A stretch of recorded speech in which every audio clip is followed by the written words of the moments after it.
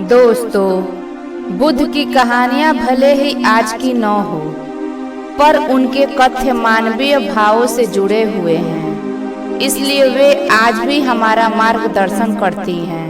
नमस्कार दोस्तों, mind stock YouTube channel पर स्वागत है। यदि चैनल पर आप पहली बार आए हो तो चैनल को सब्सक्राइब और वीडियो को लाइक, शेयर, कमेंट में नमो बुद्धाय जरूर लिखें। एक बार महात्मा बुद्ध किसी गांव में प्रवचन दे रहे थे। वे अपनी बात को समाप्त करते हुए बोले, मानव के दुख का कारण है स्वयं को किसी से बांधना। जहाँ भी मोह होता है, बंधन होता है, वहाँ दुख स्वयं ही उत्पन्न हो जाता है।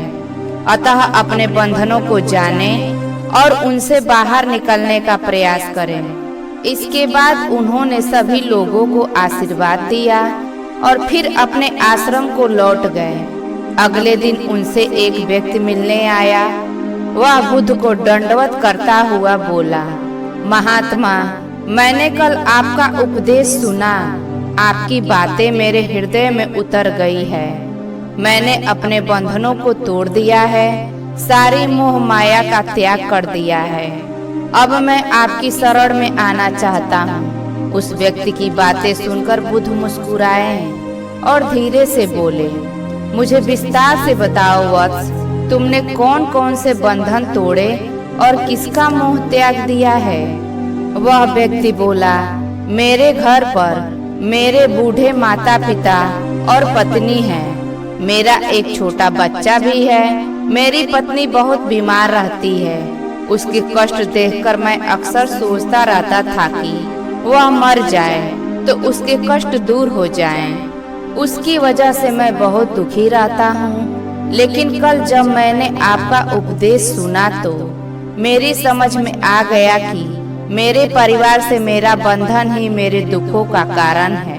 अगर मैं इसके चक्कर में पड़ा रहूंगा तो कभी सत्य को नहीं जान सकूंगा। इसलिए मैं अपने घर को त्याग कर आपके पास आया हूँ। बुद्ध ने पूछा, क्या तुम सचमुच सभी बंधनों से मुक्त हो गए हो? देख लो, कहीं कोई बंधन तुम्हारे पीछे रह तो नहीं गया?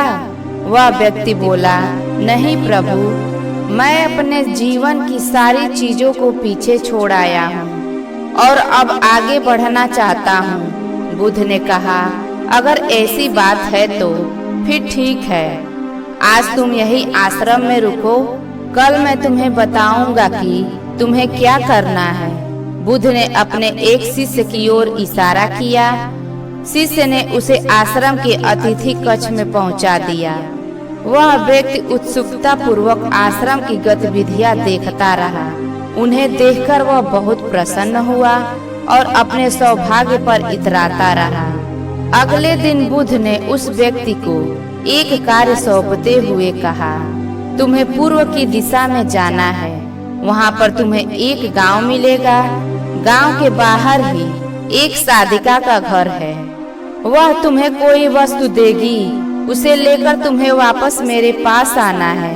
वह व्यक्ति पूर्व दिशा की ओर चल पड़ा। गर्मी का मौसम था। कुछ ही देर में वह पसीने से तरबतर हो गया। उसे प्यास भी सताने लगी।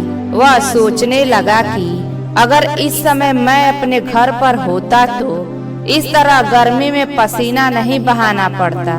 कुछ दूर और चलने पर उसे भूख भी सताने लगी, पर वह एक सुनसान और बंजर रास्ता था।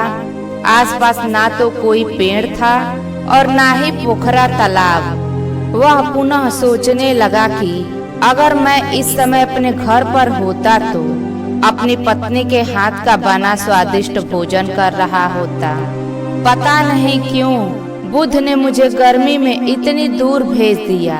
काफी देर तक चलने के बाद वह व्यक्ति गांव में जा पहुंचा। गांव के बाहर ही एक घर बना हुआ था। उसने दरवाजे के पास पहुंचकर उसे धीरे से खटखटाया। दरवाजे को एक साधिका ने खोला। उसके चेहरे पर एक अद्भुत तेज था। वह व्यक्ति उसे देखकर मंत्रमुग्ध हो गया। साधिका ने उसे अभिवादन करते हुए कहा, मैं जानती हूँ कि आपको बुद्ध ने भेजा है। आप अंदर आ जाएं। वह व्यक्ति घर के अंदर चला गया। साधिका के कहने पर उसने पानी से हाथ मुंह धोया और एक चटाई पर बैठ गया। साधिका ने उसके सामने भोजन की थाली रख दी। वह जल्दी जल्दी भोजन करने लगा। अचानक उस व्यक्ति की नजर साधिका के पैरों पर पड़ी। उसके पैर बहुत सुंदर थे। वह उन्हें देखता ही रह गया। तभी साधिका ने उसका ध्यान भंग किया। वह बोली, जिस व्यक्ति को बुद्ध के चरणों में स्थान मिल जाता है, फिर उसे किसी अन्य के चरणों की आवश्यकता नहीं पड़ती। साधिका की बात सुनकर वह व्यक्ति लज्जित हो गया और नजरें नीची करके चुपचाप भोजन करने लगा। भोजन करने के बाद साधिका ने कहा, आप बहुत दूर से आए हैं, थक गए होंगे, यहीं चटाई पर लेट जाइए, मैं पंखा कर दूंगी। वह व्यक्ति बहुत थका हुआ था। वह चटाई पर लेट गया और अपनी आंखें बंद कर ली। साधिका उसे पंखा करने लगी, पर लेटने के बाद भी उस व्यक्ति को चैन नहीं आया।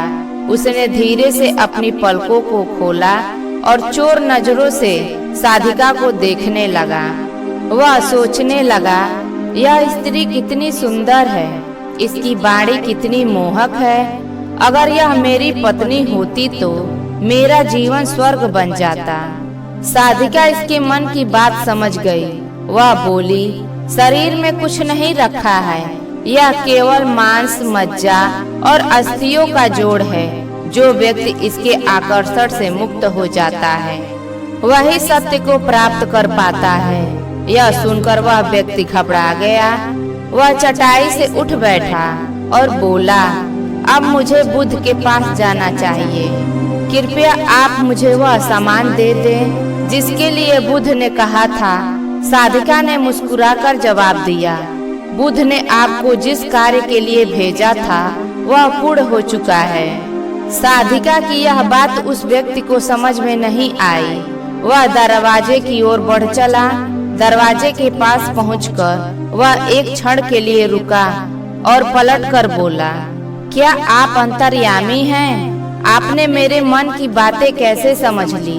वह स्त्री मुस्कुराते हुए बोली, बुद्ध की कृपा से मैं मोह माया से ऊपर उठ चुकी हूँ, इसलिए भावनाओं से निर्लिप्त हूँ और किसी के चेहरे को देखकर उसके मन में उठने वाली विचारों को समझ लेती हूँ।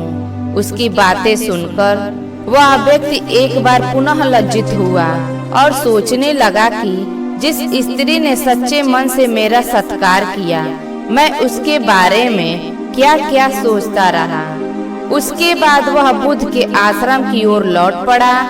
आश्रम में पहुंचकर वह व्यक्ति बुद्ध के चरणों में गिर पड़ा और बोला, हे महात्मा, मुझे क्षमा कर दें, मैं बड़ा पापी हूँ। उसकी बात सुनकर बुद्ध मुस्कुराए और बोले, मैंने तुम्हें साधिका के पास इसलिए भेजा था ताकि तुम अपने आप को देख सको। अब मुझे बताओ, क्या तुम सचमुच मोह और बंधन को त्याग चुके हो? वह व्यक्ति कुछ नहीं बोला। वह नजरें नीची किए चुपचाप खड़ा रहा।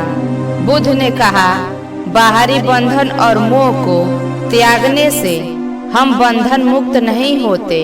दरअसल बंधन और मोह हमारे भीतर होता है। तुमने परिवार को छोड़ दिया और सोचा कि मैं बंधन मुक्त हो गया, लेकिन जैसे ही तुम्हें अवसर मिला, तुम्हारे भीतर का मोह जाग उठा और इसी वजह से आज तुम अपने आप को पापी समझ रहे हो। मुझे क्षमा कर दे प्रभु। उस व्यक्ति ने अपने हाथ जोड़ दिए।